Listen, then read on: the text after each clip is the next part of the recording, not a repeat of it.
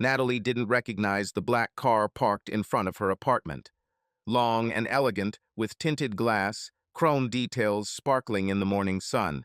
She also did not recognize the tall, black, bull-like man who was standing on the side of the road, leaning on the rear passenger door. His clothes matched the color of the car, a black, well-tailored suit with a white shirt. He pretended to read a newspaper. Despite her dark sunglasses, Natalie could feel his eyes following her every move. Natalie smiled. She was used to this kind of attention because she was something to behold. Even today, dressed casually in skinny jeans and a New England Patriots t-shirt, she turned heads. Mostly thanks to her large, ample breasts, for which special thanks, Dr. Rothstein, which hugged the fabric of her t-shirt, and jeans that perfectly hugged every delicious curve of her hips, buttocks, and legs. Her long brown hair fell softly over her shoulders in waves as she grabbed 2 grocery bags from the back seat. Pinav the passenger door barefoot, she took one last look at the limousine driver. She felt that he was still looking at her, so she smiled brightly. No reaction. Maybe he really is reading this newspaper, Natalie thought, or maybe he likes men. She laughed quietly, then easily walked up the steps. What's a limousine doing on this side of town, she thought. This is the western part, maybe buying illegal substances. Natalie and her husband Joe didn't live in the wealthiest part of town. In fact, the area was quite run down. Natalie was a teacher, Joe was a paramedic. It was the best they could afford with their modest salaries. However, Natalie didn't think the neighborhood was bad enough for her neighbors to be drug dealers. Natalie opened the front door, then ran up the 3 flights of stairs to her apartment. Natalie exercised daily and was barely out of breath at the top, but her heart stopped for a moment. Not far from her apartment, the door was slightly open. Natalie was sure she had closed and locked it when she left this morning. It was needed in this area. Natalie slowly crept down the corridor. There were shouts behind the slightly open door, or at least someone talking in a very loud voice. Then she heard her husband's voice, but could not make out the words. At least not all of them. She heard one thing said in a pleading voice, "I will give you your money back." What is it all about? Natalie decided to burst in, loudly fiddling with the keys, slamming the door behind him, and loudly rustling paper bags with groceries. "Honey, I'm back," she shouted from the corridor. "Have you already woken up?" In the kitchen, Natalie found her husband Joe and 2 other men. She placed the grocery bags on the table as both men seemed to size her up. One was short, with curly hair and a heavy build. He looked like a nightclub bouncer. He only glanced at Natalie, then turned his attention back to Joe. The other man looked at Natalie much longer, slowly looking her up and down. Accustomed to being stared at in public, Natalie simply stood there, turning slightly to give him a better view, barely aware of this familiar yet daring act. His eyebrows raised slightly at the gesture.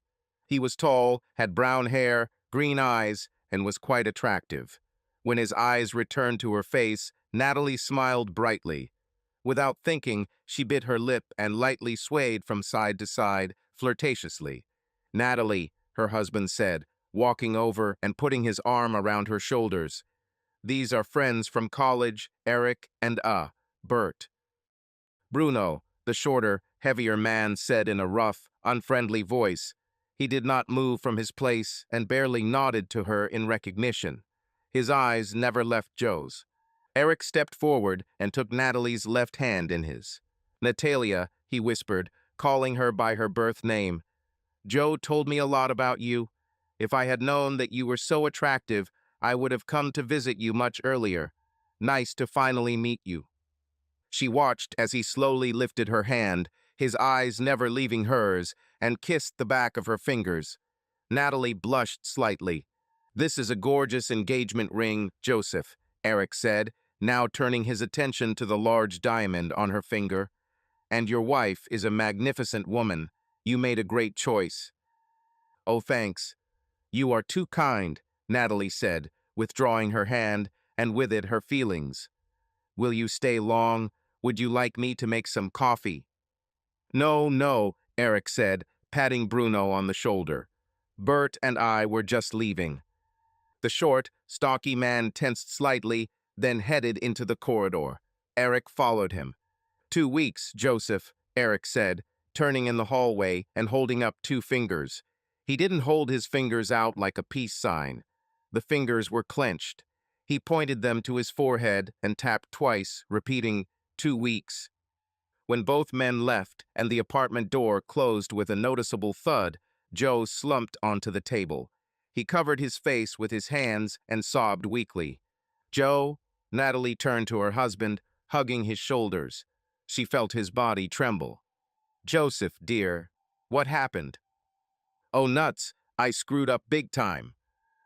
What happened, dear? Tell me. Joe still had his hands in front of his face. He shook his head. I can't. Joseph Michael Durant. Natalie took his wrists and pulled them down. I am your wife. Every problem you have is my problem. Now tell me what problem we have. Joe avoided eye contact even after she dropped his hands. His gaze was directed downwards. When she said the word, we, she said it loudly for emphasis and lifted his chin so he looked into her eyes. Tell me, Joe, she whispered. Joe sighed heavily. I owe this guy money. Who? Natalie asked. Eric. Hi. I owe him a lot of money. How many? $3,000. What? How? I mean, why did you borrow the money? Natalie hoped the question didn't sound judgmental, but in fact, she suddenly became angry. For you, Joe shuddered. For me? Natalie asked, trying to understand what Joe could spend that kind of money on for her. Your wedding ring, our honeymoon, your car. Natalie began to understand.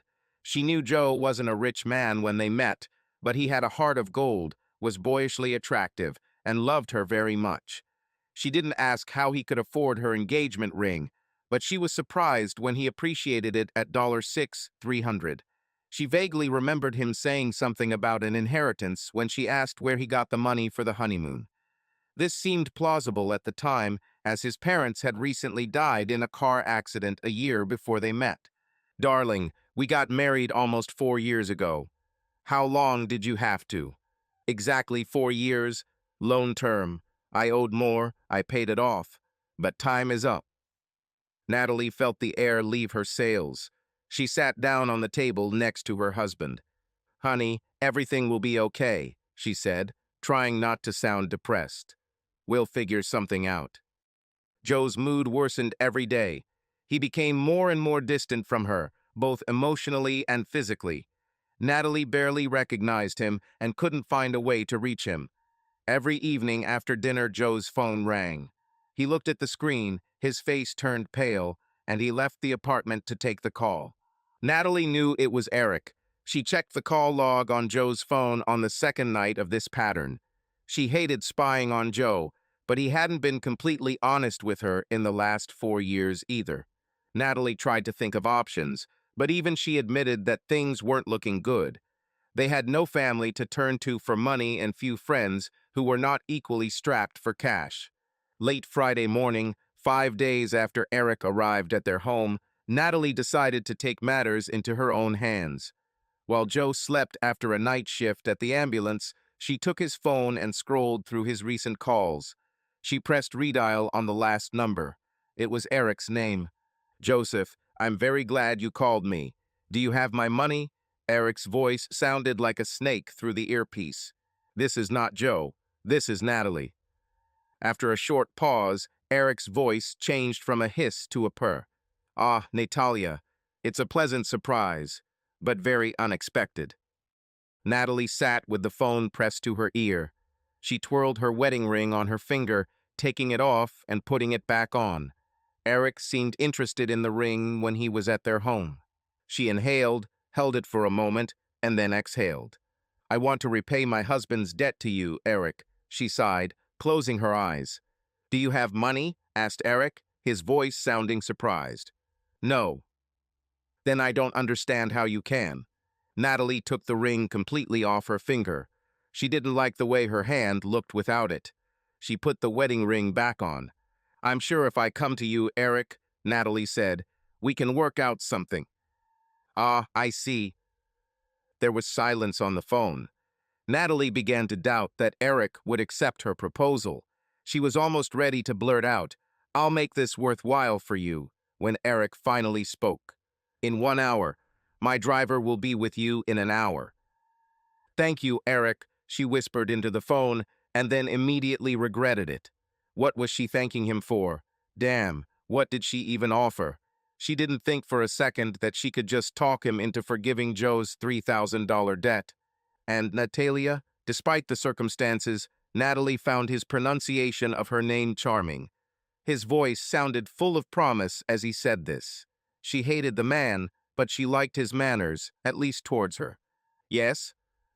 "Bring your wedding ring," he said. "Why, yes. Yes, sure. I'll bring it." When she disconnected the call, she breathed a sigh of relief. Her hands were shaking. She raised her hand with the wedding ring and looked at him. Well, that's all, she thought. He obviously wants a ring. This is our ticket. I'll give Eric the ring. It should pay off Joe's debt. Natalie took the ring off her slender finger and tried to imagine Joe's reaction when he found out she'd given it away. How will he feel? Will her students at school notice his absence? Her fellow teachers? "It's just a thing," she said finally. "But things can be replaced." Natalie looked longingly at the ring. She put it back on. "But I don't want to get rid of it," she sighed. "There must be another way, something else Eric wants."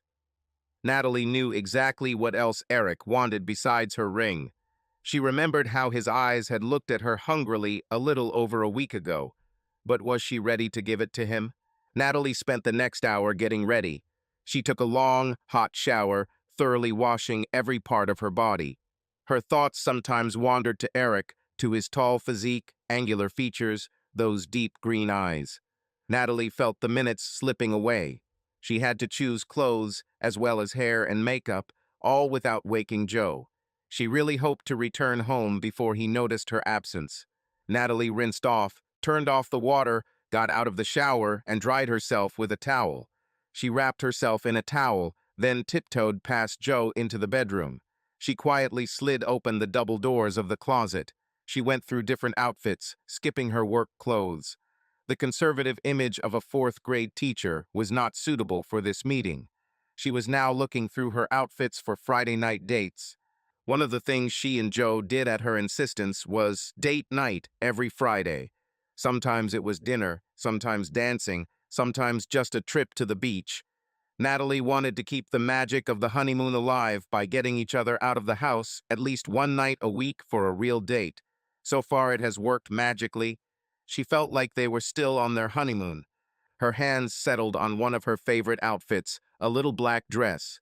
It was dangerously short, but something she liked to wear in public with Joe on one arm. "Oh, what are you doing, Natalie?" she said out loud, hanging the dress back on the hook. "You're not going to dance. You're going to decide on a business deal." Still, depending on the deal. Her hand lingered on the dress. "No, we're not that desperate yet." Her hands went back to the more subdued outfits in her closet, the ones she might wear to a parent-teacher conference at school. She grabbed a beige pencil skirt from one of the racks, a red short-sleeved blouse, and a pair of black high heels. The skirt fit tightly around her hips. The shirt was made of elastic fabric, at least a size too small, which simply emphasized her curves, and the shoes were slightly provocative. The outfit was professional, but also something Cameron Diaz would have worn in Bad Teacher.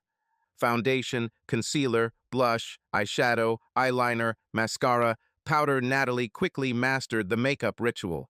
She had just finished when she heard a soft ringing sound from the kitchen. She looked at her watch. Hour. It would be Eric's driver at the entrance, signaling her arrival. Natalie took her purse and ran to the kitchen. She pressed the intercom button and said, "Yes." "Your transport has arrived, miss." The voice was deep baritone, like the host of a late-night jazz radio station. "I'll come down now." Natalie took one last look at herself in the living room mirror. Attractive and professional, she thought to herself. Her whole body was shaking with anticipation. Anticipating what, she didn't quite understand. And absolutely seductive. Natalie said out loud, laughing. In case it comes down to this. In the next room, she heard Joseph stir. Natalie quickly left the apartment. She walked down 3 flights of stairs to find her driver, Eric, waiting patiently for her in the lobby. It was the same tall black man she had seen leaning against the limousine outside their apartment last week. She opened the door, smiling sweetly, and said, "Hello, I'm Natalie." He lowered his sunglasses onto the bridge of his nose and looked Natalie up and down. Natalie had the distinct feeling that he approved of what he saw, and she felt proud of her outfit. It will work. So if it works for my limo driver, Natalie thought with an amused smile on her lips, it will work for Eric. I'm Bull, he said, pushing his glasses back into place. Are you sure you want to do this, miss? What exactly? Natalie asked. She herself was not entirely sure what she was going to do. The bull made a short, grunting sound. Natalie thought he would leave the conversation there. Mr. Brazarn Schmidt, the person I'm taking you to today, he has the ability to change the people who come into his circle, he finally said. Sometimes, as in my case, it's for the better, but that's not always the case. Oh, I see. Well, I'm not going to join Eric's circle. I'm just closing the deal my husband made with him. Natalie raised her left hand and waved her fingers so that Bull noticed the shine of her wedding ring, as if that explained everything. It seemed to work because Bull simply nodded. The car is waiting for you at the entrance, miss. Natalie followed Bull as he walked along the path in front of the house. She let him take a few steps forward to get a better look at him. He was tall and athletic. She could imagine him as a gym teacher, even though she couldn't see his body under the suit. He was smartly dressed and polite, and Natalie immediately felt comfortable in his company. She felt as if she had a personal bodyguard. Bull opened the back passenger door of the limo and took Natalie's hand, helping her settle inside. Natalie slid into the middle part of the seat, but then noticed that she couldn't see ahead. The partition behind the driver's seat blocked the view. Natalie guessed that one of the buttons in front of her lowered the divider panel. She pressed one, and the partition began to descend with a motor hum. Bull sat down in the driver's seat and momentarily met her gaze in the rearview mirror. I like to see where they take me, she laughed nervously in explanation. Bull nodded and started the engine. Natalie opened her purse and took out a compact mirror to check her makeup. She hadn't put on lipstick yet this morning. She rummaged through her purse for her favorite shade. It was called Allure. It was a slightly darker shade than her classic red, which gave her lips a classy look that wasn't too kitschy. Natalie caught Bull's gaze in the rearview mirror several times. Perhaps he still loves women. She licked her lips and smiled. Bull shook his head and went back to driving. Natalie giggled quietly. While putting on makeup and teasing the driver, Natalie lost track of where they were going. They drove out of the city center, and Bull had just opened the private entrance gate. She looked out the side windows as the car drove down a very long driveway. On both sides of it were well-groomed lawns, and beyond were dense forests. Eric loved privacy. The car stopped in front of a huge mansion. The Bull got out of the car, and Natalie turned around to look around. But it was impossible. She had no idea where she was. Bull opened the door and again extended his hand to help her out. I'll drive the car back, said the Bull. He pointed to the front door. Just ring the doorbell. Mr. Joe Schmidt is waiting for you. Walking along the flagstone path, Natalie looked at the house with wide eyes. She guessed there were easily over 30 rooms in this house. It was more wealth than she could have imagined. This is Bruce Wayne's wealth, she joked to herself as she pressed the button by the door. The door opened, but Alfred was not there. In fact, there was no one. Natalie watched as both doors closed on their own behind her. It would have been creepy if the mansion had been dark and gloomy, but it wasn't. The entrance area was huge and brightly lit, with the sun streaming through the floor-to-ceiling windows at the far end of the room. The ceiling was 30 feet above her, and large, curved stairs rose on either side to the upper balcony area. Ahead, corridors branched left and right, with even larger rooms on this level. Hello? Natalie called, not seeing anyone in the immediate vicinity. "Ah, Natalia," Eric's voice came from the balcony above. "You are as beautiful as when you first met." Eric walked down the stairs. He was dressed simply, gray and black trousers and a white collared shirt. When he reached the end of the stairs, she held out her hand for a handshake.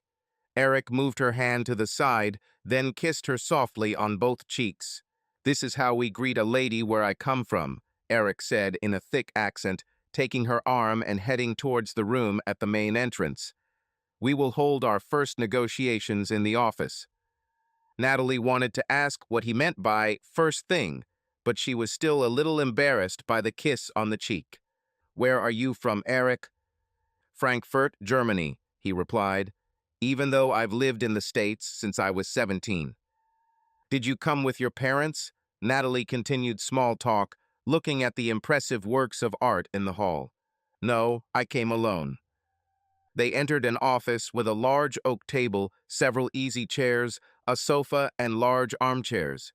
Eric directed her to one of the couches and sat down next to her. "Now, Natalia." Natalie put her hand on Eric's arm. "Can I say something first, Eric? I like the way you say my name. Everyone calls me Nat, Nats, or Natalie. You're the only one who calls me Natalia, and I like the sound of it. This name suits your beauty." Reflexively, Natalie squeezed his hand. "Thank you. You are very kind. Now, when you called me, you said you wanted to settle your husband's debt. However, you also said that you have no money?" "Yes, straight to the point. My husband tells me that he owes you $3,000. You asked me to bring my ring, so I think you already know what I'm suggesting." Natalie began to remove the wedding ring from her finger. Eric stopped her. "Natalia, Joseph told you that he only owes me $3,000. Eric looked truly concerned. "Why, yes," Natalie stammered. "Is it not true?" Eric looked worried. He got up from the sofa and walked over to the table. He opened one of the drawers, leafed through it, and pulled out a spiral notebook. He brought it to the couch and sat down next to Natalie. Eric opened his notebook to the last completed page, about a third from the end of the notebook. He pointed his finger at a line in the middle of the page. "Your husband owes me $48,932, he said calmly and quietly. "What?" Eric flipped to the beginning of the notebook. His fingers skimmed across the page, stopping briefly at the dates, amounts, and notes scattered neatly across the page. $3,000 due now. It was a 4-year loan, opened in December 2013, a few months before you ran away. I think Joseph used the money to buy your engagement ring." Eric pointed to a few lines on his notepad. "It's compounding interest on a monthly basis. That's $7 to $500 for your Hawaiian honeymoon due this June. Several small loans. If I remember correctly, it was for Christmas gifts, new clothes. Something about Friday night dates. Some trips to the Caribbean. Oh, and a big loan for your new car. You see some payments here and there, but barely covering the accrued interest. Don't worry, the big amounts don't come until next year. At the moment, only the amount of $3,000 is worth the term." Natalie leafed through the book and suddenly realized the desperation of her and Joe's situation, and she realized something else. All this money was borrowed to buy her things. They lived far beyond their means just because Joe wanted to treat her like a queen. Natalie was shocked. She couldn't find the words. "Natalia, let me ask you." Eric took the notebook from her, closed it, and put it under the sofa. Then he gently put his arm around her shoulders. "If it were only $3,000, what would you be willing to offer me to clear this debt?" Natalie looked at her wedding ring. She began to remove it from her finger. Eric put his hand on her arm, stopping her. "The truth, Natalia. When you told me on the phone that we could work something out, what did you mean?" Natalie chose her words carefully. She wanted to lie, she wanted to run away and cry.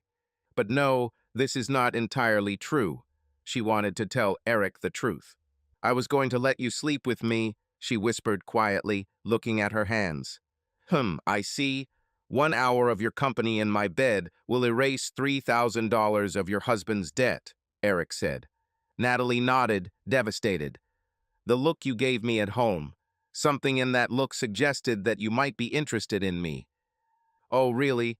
But Natalia, even you should know that this is many times more than experienced girls earn by selling their bodies. Do you think being with you costs so much in such a short time? Eric took the wedding ring off her finger. He turned it in the light coming from the western windows. Natalie thought he would put it in his pocket, deduct 3,000 from the notebook, and let her go. But his next words surprised her. Natalia, I admit, you intrigue me, he said.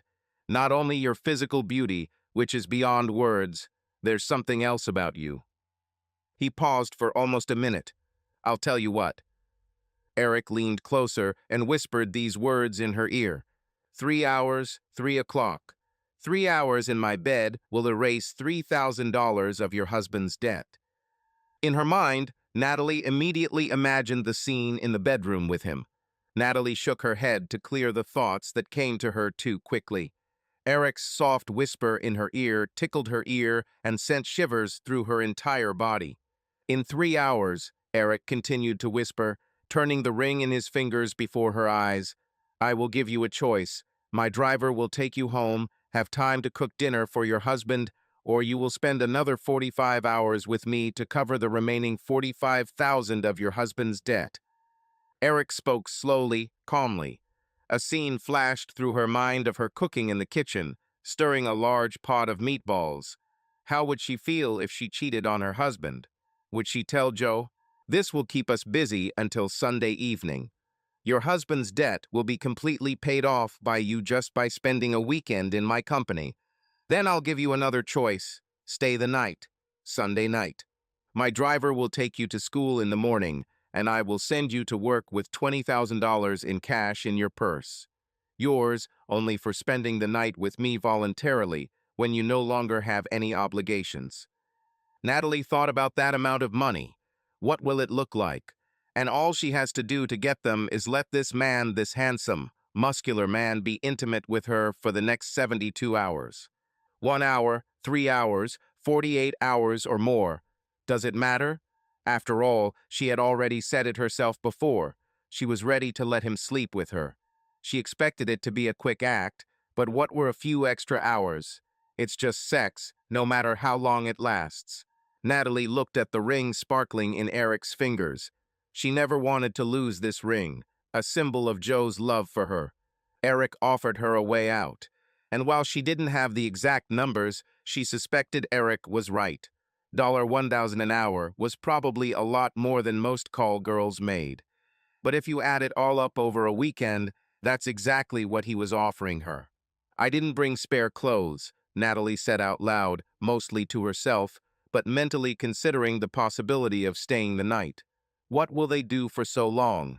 Eric seemed like a great man, but she didn't think he or any other man could have sex for 48 hours straight.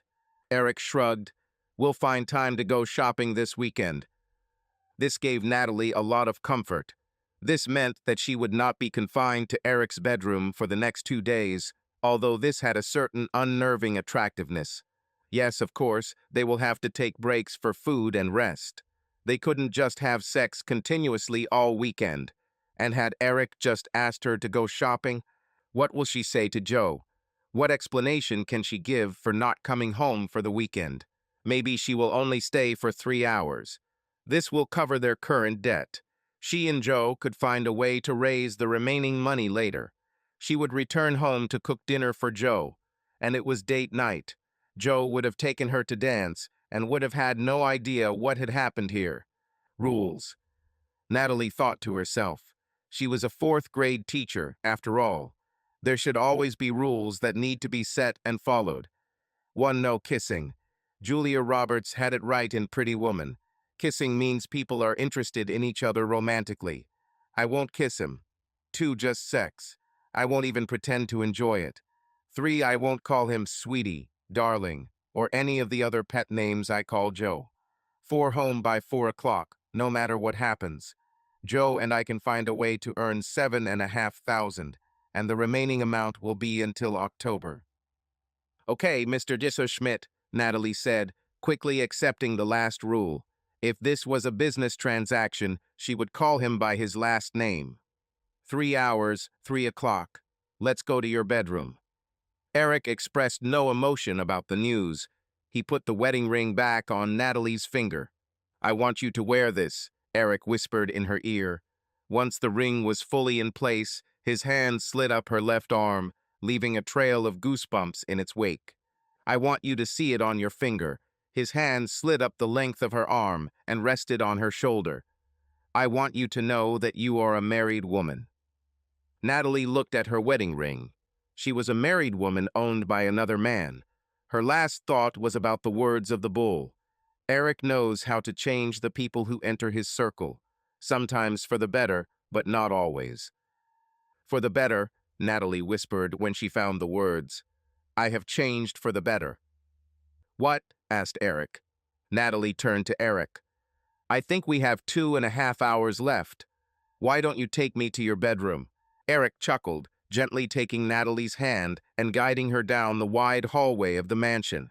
His touch was confident but not overbearing, and she felt her heart beat faster. The walls of the corridor were decorated with paintings, which, as Natalie suggested, could be originals by famous artists. They walked past several doors before stopping at a massive oak door. Eric opened it, and Natalie saw a room whose grandeur was breathtaking. In the center stood a large bed with tall carved pillars and a canopy. The room was filled with soft light from several lamps placed in the corners. Eric closed the door behind them and turned to Natalie. His gaze was penetrating, and she felt her body begin to tremble under his attention. Are you sure you're ready for this? He asked quietly. Natalie nodded, although a storm of doubt was still raging inside her. She knew she was doing this for Joe, for their future. But the price she had to pay seemed too high. Eric took a step forward, gently grabbed her chin and raised her face, forcing her to look into his eyes. Remember this ring on your finger, he whispered, and know that this is just a business. You repay the debt, and that's all. Natalie nodded, feeling his warmth and the smell of his cologne. She knew this moment would change her life, but she couldn't afford to back down. Eric slowly leaned down and kissed her. It was not a passionate kiss, but rather a sign of respect and gratitude. Natalie closed her eyes, trying not to think about what would happen next. Time seemed to slow down, and every moment lasted an eternity. Eric was gentle and attentive. He took his time, and his actions were filled with a feeling that she did not expect.